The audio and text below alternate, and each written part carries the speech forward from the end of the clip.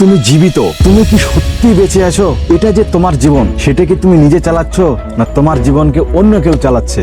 যদি অন্য কেউ আপনার জীবনকে চালিয়ে থাকে, তাহলে তুমি ফুল স্পিরিটে নিচের দিকে আসতেছো। প্রতিটি সকালে দুইটি অপশন আছে, হয় ঘুমিয়ে যাও, না হলে জেগে ওঠো। সমাজের শব্দই না, নিজের হৃদয়ের আওয়াজে জেগে ওঠো। ঘুমিয়ে থাকলে স্বপ্ন শুধু চোখে আসে, আর জেগে উঠলে সেটা বাস্তব হয়।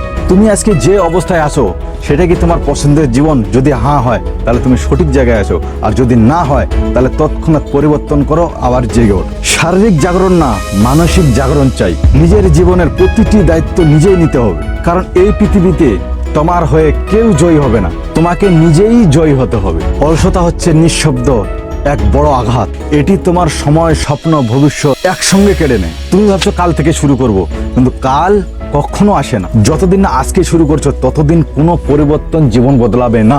অলসতা প্রথমে আরাম দেয়, তারপরে আপনাকে গিলতে শুরু করে। যে নিজের জীবনের সময় দিতে পারে না, সে কোনোদিন সফল হতে পারে না। তোমার ঘরে যদি আজও পরিশ্রম না ঢোকে, তাহলে সেই অলসতা তোমার ভবিষ্যতের মধ্যে ঢুকে আপনাকে গিলবে। রিমোটে বদলায় টিভি, আর ইচ্ছায় বদলায় জীবন।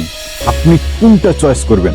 মনে রাখবেন, জীবন কোনো ড্রাফট না, এটা হচ্ছে একটা রিয়েল শো। তুমি কি সেই শোয়ের হিরো হবে, না সেই শোয়ের ফাঁকা দর্শক হয়ে জীবন কাটাবে? সেটা আপনাকেই সিদ্ধান্ত নিতে হবে।